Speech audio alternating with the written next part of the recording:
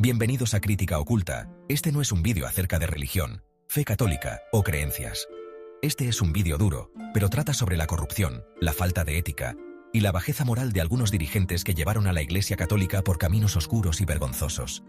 El Vaticano es el estado más pequeño del mundo, pero quizás el más grande, en cuanto a influencia en el cómputo global de la historia.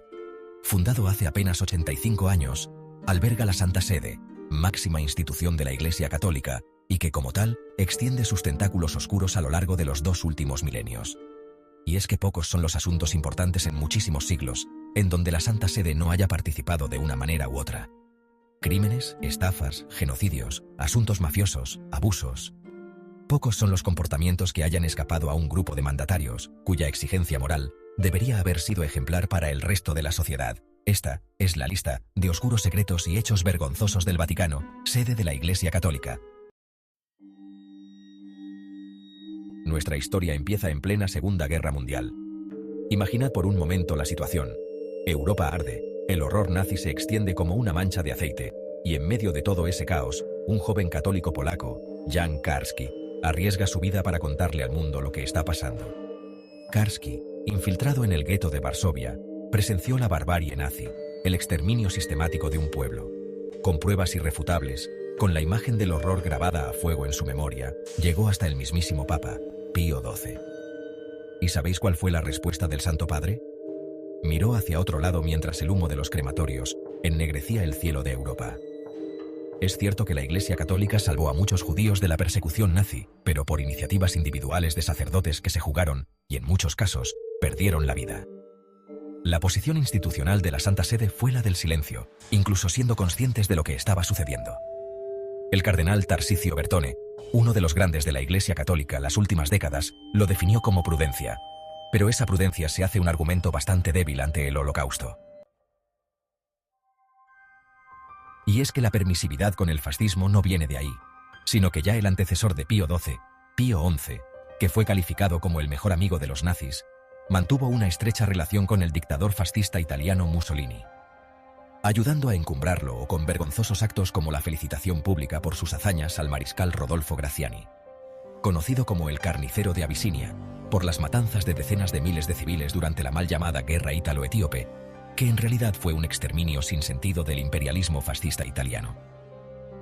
Pío XI vio en Mussolini un aliado, un protector de los intereses de la Iglesia. Creía que el régimen fascista podría ofrecer estabilidad y apoyo a la Iglesia en tiempos turbulentos. Y Mussolini, maestro en el arte de la manipulación, no dudó en usar la religión como herramienta de control social. Sabía que tener a la Iglesia de su lado le otorgaría una legitimidad que de otro modo no podría haber conseguido. La Iglesia Católica se convirtió en un instrumento más al servicio del régimen fascista. Los símbolos religiosos y fascistas se entrelazaron, creando una imagen de unidad y poder. Cuando las tropas de Hitler penetraron en Yugoslavia durante la Segunda Guerra Mundial, el ejército defensor se vio atenazado entre la potente maquinaria bélica alemana y la traición de la Ustasha, grupo fascista ultracatólico croata. El mismo día que los alemanes entraron en Zagreb, siendo recibidos con entusiasmo, fue proclamado el Estado croata, tomando el mando el partido Ustasha con la aquiescencia de Hitler. El gobierno católico fascista croata fue firmemente apoyado por la Iglesia, que lograba un territorio separado de la ortodoxa Serbia. La Iglesia fue un puntal fundamental de una represión olvidada, que en poco tiempo trajo la ejecución de casi 1 millón de ortodoxos, serbios y judíos, en base a un derecho canónico promulgado. Con el apoyo total de la Iglesia, los campos de concentración en territorio yugoslavo no tuvieron nada que envidiar y en muchos casos superaron a los campos de concentración nazis, una barbarie atroz que la historia ha querido olvidar. La posguerra no trajo la paz a los pasillos del Vaticano. El Papa Pablo VI y Michele Sindona tomaron contacto cuando este último hizo de intermediario entre la CIA y la Santa Sede para hacerle llegar discretamente fondos para evitar la expansión del creciente Partido Comunista Italiano. Michele Sindona, miembro de la francmasonería, era un diablo de los de corbata, forjado a sí mismo, que pronto se convirtió en el responsable de las finanzas de la familia Gambino, levantando un impresionante holding empresarial para blanquear el dinero mayoritariamente proveniente de la venta de heroína.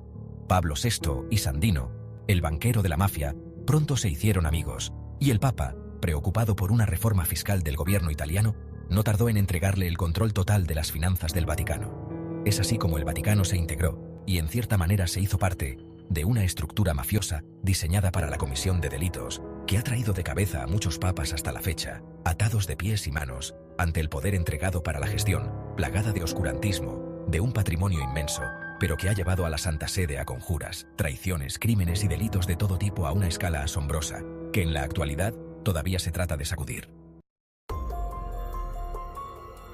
Muchas son las conjuras habidas en la Iglesia Católica, de las cuales algunas terminaron con el asesinato de un papa. La última muerte que encierra infinidad de dudas fue la de Juan Pablo I. Un diagnóstico falso, unas causas de la muerte imposibles, una autopsia secreta, una sobredosis de un medicamento que lo mató pero que nadie le recetó, y unos papeles en su mano que no soltó ni al morir, cuando apenas llevaba un mes ejerciendo como papa, son los ingredientes de una apasionante historia. Según la versión oficial, no hubo ni autopsia, y la causa de la muerte fue un infarto fulminante por causas naturales que nadie se cree. Numerosos testigos contradicen esa versión y afirman que sí hubo autopsia y que la causa de la muerte fue una sobredosis por un vasodilatador que su médico personal no le recetó, básicamente porque su estado de salud era bueno. Al parecer, Juan Pablo I llegó con la idea de hacer importantes reformas y se topó con las intrigas nacidas durante el papado de Pablo VI. La venta de un banco por el poderoso cardenal Marcinkus y el omnipresente Michele Sindona, sin ni siquiera consultar, dedicado a dar crédito a los pobres, desató la ira de Juan Pablo I, que rápidamente creó un paquete de cambios y reformas, porque como dejó entrever, sospechaba que su muerte se acercaba. Los intereses en juego eran demasiados: logia masónica, mafia, banca corrupta y los propios núcleos de poder del Vaticano, y no vieron con buenos ojos las injerencias del Papa. Muy posiblemente, Juan Pablo I fue asesinado. El papel que portaba en su mano contenía los nombres que sucederían a las personas que iba a destituir. Tras su muerte, las cosas se mantuvieron igual. Y llegamos a uno de los capítulos más oscuros y vergonzosos de la historia de la Iglesia Católica: los abusos sexuales a menores, un problema constante que durante décadas se ha silenciado, ocultado y negado por los líderes de la Iglesia. Según los datos de la propia Iglesia Católica, fruto de sus investigaciones, 3.420 sacerdotes han sido castigados por la Santa Sede a causa de abusos a menores durante la última década. Es decir, uno al día durante 10 años, de los cuales 848 han sido condenados a la ridícula máxima pena: ser separados del servicio sacerdotal. Estos son solo los datos eclesiásticos, a los que habría que sumar los miles de procesos penales abiertos en el mundo, casos que de manera tradicional han sido cerrados mediante el pago de suculentas indemnizaciones a los padres por parte de la Iglesia, para enterrar los procesos y salvaguardar su imagen, quedando atrás miles de vidas de inocentes destruidas. Con la llegada de Francisco I al papado, en 2013, muchos vieron un rayo de esperanza. Un papa que venía de América Latina, con un discurso más cercano a la gente, más preocupado por los pobres y los marginados. Francisco I ha prometido tolerancia cero con los abusos sexuales, ha pedido perdón por los errores del pasado y ha iniciado un proceso de reforma de la Iglesia. Pero, ¿son suficientes estas medidas? ¿Es Francisco I realmente diferente a sus predecesores? Solo el tiempo dirá si Francisco I es capaz de llevar a cabo la profunda renovación que la Iglesia Católica necesita. Y hasta aquí este viaje por los oscuros secretos del Vaticano. Como veis, la historia de la Iglesia Católica está llena de luces y sombras, de momentos de grandeza y de episodios terribles. No es mi intención juzgar a nadie, ni mucho menos atacar la fe de los creyentes. Simplemente, he querido mostraros la otra cara de la moneda, la que no sale en los libros de historia. Y ahora os toca a vosotros sacar vuestras propias conclusiones. Pulsad me gusta, compartid y suscribiros. Hasta pronto.